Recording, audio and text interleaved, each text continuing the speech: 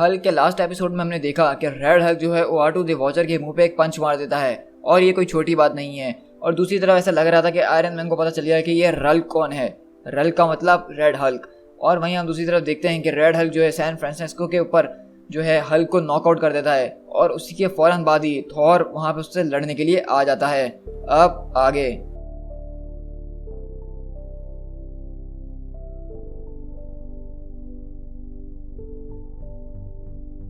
हम शिफ्ट होते हैं गोल्डन गेट ब्रिज जो कि सैन फ्रांसिस्को के अंदर है और वहां पे हम देखते हैं कि रेड हल्क खड़ा होता है और उसके सामने थॉर खड़ा हुआ होता है। और रेड हल्क बोलता है कि थॉर, मैं तो सोच रहा था कि तुम मर चुके हो। और थॉर बोलता है कि मैंने सोचा था कि तुम ग्रीन हो मॉन्स्टर, लेकिन अब इससे कोई मकसद नहीं पड़ता क्योंकि यहाँ की पहली किरण निकलने से पहले तुम मर चुके होगे। और इस तरह हम देखते हैं हल्क और रेड हल्क के बीच में लड़ाई शुरू हो जाती है। और वहीं पे हम देखते हैं कि थॉर ने अभी रेड हल्क के मुंह पर अपने हैमर से वार किया होता है और रेड हल्क खड़ा हुआ बोलता है कि हाँ, उस बारे में तुम पूरी तरह से वेलकम हो, अपना सब कुछ आजमा के देख लो मेरे ऊपर। क्योंकि हम देखते हैं कि रेड हल्क के मुंह पे सिर्फ एक निशान आया होता है और वो हंस रहा होता है और बोलता है कि मेरा जैसा ख्याल है ये रात बहुत लंबी होने वाली है।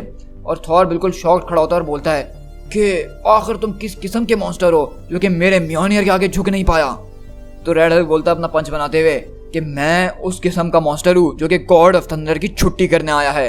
और इस तरह हम देखते हैं रेड हल्क जो है थॉर के ऊपर एक बहुत बड़ा मुक्का मारता है और बोलता है कि अब सीखो।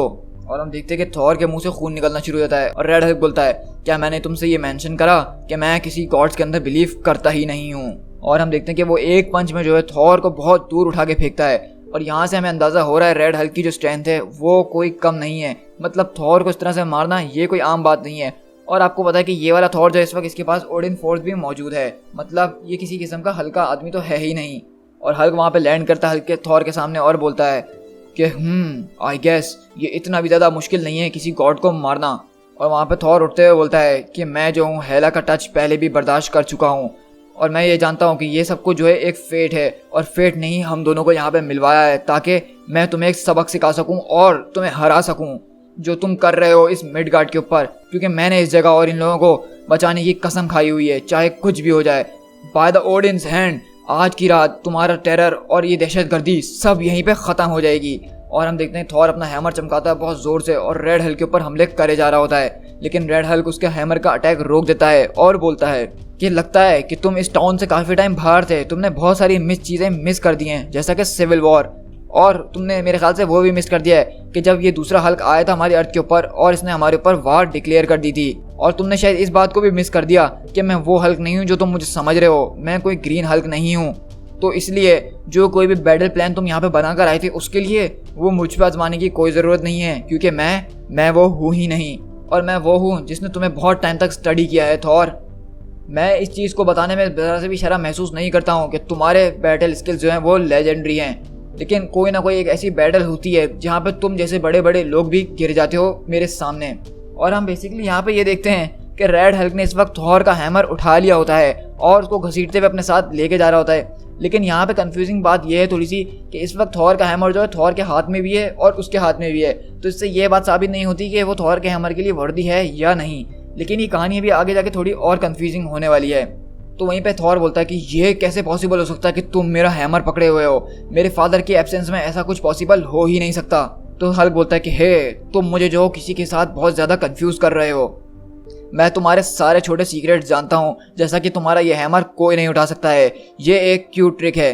लेकिन जैसा कि तुम देख सकते हो अभी मैं इसको तुम्हारे साथ पकड़ के जंप कर रहा हूँ क्योंकि तुम इसको पकड़े हुए हो, या अगर मैं इसको जीरो ग्रेविटी के अंदर ले जाऊँ तो हम बेसिकली देखते हैं कि स्पेस के अंदर थॉर और हल्क आ जाते हैं और इस तरह से हल्क जो है थॉर के हाथ से हैमर निकाल लेता है और अब वो पूरा का पूरा हैमर खुद ही पकड़ा हुआ होता है।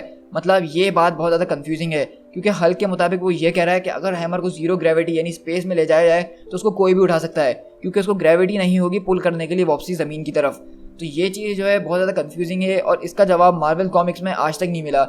बहुत सारे लोग ये कहते हैं कि ये एक बहुत बड़ा ब्लंडर था जो इनको नहीं करना चाहिए था। इनको बस इस वक्त रेड हल्क का कैरेक्टर बहुत फेमस करना था, तो उन्होंने बेसिकली उसके हाथ में थॉर का हैमर पकड़ा दिया ताकि इससे वो फ़ौरन फेमस हो जाए। तो ये बात मुझे भी बहुत ज़्यादा कंफ्यूजिंग लगती है कि रेड हल्क उसका हैमर उठा सकता है तो कैसे उठा सकता है। तो थॉर की आंखें खुली रह जाती हैं और बोलता है कि ये कैसे हो सकता है। और इस तरह हम देखते हैं कि रेड हल्क जो है थॉर के हैमर से ही थॉर की पिटाई कर रहा होता है और बोलता है कि लगता है कि अब मुझे अपनी सांस थोड़ी देर के लिए रोकनी पड़ेगी, और वो थॉर के हैमर से ही थॉर को धो रहा होता है बहुत बुरी तरीके से। थॉर बोलता है कि मुझे कोई ज़रूरत नहीं है बीस्ट यहाँ पे अपनी सांस रोकने की, मैं तुम्हें वापसी अर्थ के ऊपर ले जाऊँगा।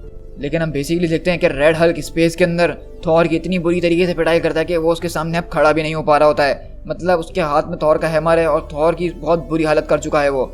और इस तरह हम देखते हैं कि वो थॉर का हैमर यानी म्योनियर घुमाता है और थॉर को अपने साथ उठाते हुए आगे लेके जाता है। लेकिन हम देखते हैं कि अचानक ही वो हैमर एक ज़मीन पे आके गिरता है, यानी चांद पे आके गिरता है, और थॉर को भी वो वहीं पे फेंक के चले जाता है। मतलब हम यहाँ से देख सकते हैं कि उसने थॉर की क्या हालत करी है। उसका हैमर, उसका सब कुछ उससे छीन लिया और उसको चांद पे लाके ऐसे फेंक दिया जैसे थॉर कुछ है ही नहीं। और उसके बाद वो आता है थॉर के पास और उसके हेलमेट को अपने पैर से उधर उठा के फेंक देता है। और थॉर उठते हुए बोलता है कि हल्क, जो तुम मुझे यहाँ पे जिंदा छोड़ के जा रहे हो, इसका बदला, इसका गुस्सा मैं तुम्हें आगे जाके दिखाऊंगा, इस बात के लिए मैं श्योर हूँ। तो यहाँ से ये कॉमिक का जो था पार्ट बहुत ज़्यादा हिला देने वाला था और आप सब भी यही सोच रहे होंगे कि अभी अभी हुआ है तो क्या हुआ है।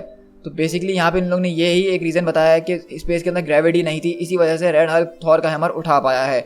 लेकिन ये चीज़ मुझे बहुत ज़्यादा अच्छी नहीं लगी। मतलब मैं नहीं चाहता था कि थॉर का हैमर कोई भी ऐसा आदमी आके उठा ले। उसकी एक अपनी वैल्यू है, इसकी एक वर्थ है। अगर इनको इस कैरेक्टर को फेमस करना ही था तो कुछ और करते। और आपने देखा कि इसने थॉर की किस तरह से पिटाई करी है, जबकि थॉर कोई हल्का कैरेक्टर है नहीं। और इस तरह से हम देखते हैं कि रेड हल्क बॉक्सी जो है एरिजोना के करीब आता है, यानी स्पेस से लैंड करता है। और यहाँ से हम शिफ्ट होते हैं दोबारा बैक्स्टर बिल्डिंग न्यूयॉर्क के अंदर, जहाँ पे हम देखते हैं कि आयरन मैन जो है वो द थिंग से मिलने के लिए आया हुआ होता है। और द थिंग बोलता है कि यार मैं एक मैच देख रहा था। तो आयरन मैन बोलता है कि मुझे माफ़ कर देना बैन। वहीं पे हम देखते हैं कि रीड रिचर्ड बोलते हैं कि मुझे एक वो पीस ऑफ इक्विपमेंट चाहिए ताकि मैं आयरन मैन की मदद कर सकूँ। तो आयरन मैन बोलता है कि बैन तुम घबराओ नहीं, तुम्हें जो चाहिए मैं तुम्हें बाद में दिला दूंगा। तो वो बोलता है कि मुझे तुम्हारा कोई पैसा वैसा नहीं चाहिए, टिन प्लेटेड बम, मुझे तो वो इनिंग देखनी थी। तो रिचर्ड बोलता है कि बैन प्लीज़ बात को समझो। और हम देखते हैं आयरन मैन बोलता है कि रीड, इस फ्रेम को जो है 02929 पे स्किप करो और फिर प्ले करके देखो। और हम देखते हैं कि बेसिकली आयरन मैन यहाँ पे रीड रिचर्ड के पास आया होता है वही फुटेज दिखाने के लिए जिसमें हमने देखा था कि ब्रूस बैनर जो है जनरल थंडरबोल्ट रॉस से कुछ बात कर रहा होता है, लेकिन वो बात ना तो कैमरे में आती है ना ही उनके ऑडियो इक्विपमेंट में आती है। तो यहाँ पे आयरन मैन इसलिए आया है ताकि शायद वो पता लगा सके कि उसने बात करी थी तो क्या बात करी थी। तो आयरन मैन पूछता है कि रीड अब बताओ क्या तुम इस चीज़ को फिक्स कर सकते हो। तो रीड बोलता है कि तुम शायद इसी बात के लिए यहाँ पे आए हो ना। और हम देखते हैं कि बेसिकली रीड रिचर्ड जो है एक ही झटके में उस ऑडियो को प्ले करते हैं, मतलब उसको क्लियर कर देते हैं। और हम देखते हैं कि बेसिकली वहाँ पे जो बात हुई होती है वो ये हुई भी होती है कि ब्रूस बैनर बोलता है कि वेल मेरे पास एक थ्योरी है। लेकिन हम देखते हैं कि उसके बीच में जो है स्क्रैचेस की आवाज़ आ रही होती है, मतलब वो ऑडियो भी क्लियर नहीं होता। हमें सिर्फ इतनी बात नज़र आई होती है कि मेरे पास एक थ्योरी है, मुझे ऐसा लगता है कि सैमसंग, बस हमें ये बात समझ में आती है। तो आयरन मैन बोलता है क्या उसने अभी अभी सैमसंग का नाम लिया। और अचानक हम देखते हैं कि वहाँ पूरी बैक्स्टर बिल्डिंग की लाइट चली जाती है। तो रीड रिचर्ड बोलते हैं कि स्टार्क, तुम्हारा ये ट्रांसमिशन जो था एक किस्म का ट्रोजन हॉर्स अपने साथ लेकर आया था, ये एक वायरस था, इसने पूरी की पूरी बिल्डिंग की पावर ग्रिड को शट डाउन कर दिया है। तो वहीं पे बैन बोलता है कि मुझे ऐसी फीलिंग क्यों आ रही है कि आज का मैच मैं नहीं देख पाऊंगा। तो रीड रिचर्ड बोलते हैं कि ये जिस किसी ने भी करा है, जिस किसी का भी काम है, उसके पास बहुत ही सोफिस्टिकेटेड सॉफ्टवेयर है। और वहीं पर हम देखते हैं टोनी स्टार्क के पास एक इमरजेंसी कॉल आती है। तो आयरन मैन बोलता है कि कमांडर हिल की कॉल को होलो कॉल पे डालो और ये सिक्योर लाइन करो। हमारी हेल्थ बोलती है कि 2347 आवर्स पे इस शाम को हमने एक चीज़ पिक करी थी स्पेस से आते हुए नियर मोनूमेंट वैली के करीब, और जैसे उसने ज़मीन के साथ इम्पैक्ट करा तो ऐसा लग रहा है कि सैन फ्रांसिस्को सिटी जो है पैसिफिक ओशन के अंदर जाने वाली है, मतलब उससे इतनी खतरनाक शॉक वेव पैदा हुई है। तो आयरन मैन बोलता है कि मैं बस वहाँ पे पहुँच रहा हूँ, हमारी मिलिट्री और हर किसी को कॉल मिला लो जो भी हमारे काम आ सके। तो मारियल बोलती है कि सर आपको ये बात पता होनी चाहिए कि जो चीज़ अर्थ से आके स्ट्रक करी थी वो रेड हल्क थी। तो आयरन मैन बोलता है कि मिलिट्री को भूल जाओ, मेरे पास उससे बेहतर आइडिया है। हम यहाँ से शिफ्ट होते हैं गोल्डन गेट ब्रिज के नीचे यानी सैन फ्रांसिस्को के अंदर, और हम बेसिकली देखते हैं कि यहाँ पे समंदर के अंदर हल्क पड़ा होता है जिसको हमें पता है कि रेड हल्क ने हल्क को नॉकआउट कर पानी के अंदर फेंक दिया था। और वहीं पे हम देखते हैं कि ए बॉम्ब यानी कि जो उसका दोस्त रिक जोन्स होता है वो उसकी मदद करने के लिए यहाँ पे आता है उसको उठाने के लिए। और इस तरह हम देखते हैं कि ए बॉम्ब और रिक जोन्स दोनों निकल के बाहर निकलते हैं उस पानी से। तो हल्क पूछता है कि ब्लू मैन तुमने हल्क की मदद क्यों करी। तो वो बोलता है कि मैं ब्लू मैन नहीं, मेरा नाम ए बॉम्ब है और ए बॉम्ब हल्क का दोस्त है और मुझे हल्क की मदद चाहिए रेड हल्क से लड़ने के लिए। ये पूरी सिटी जो है गिर चुकी है, हर तरफ अर्थक्वेक आ रहा है और ये सब में रेड हल्क का फॉल्ट है।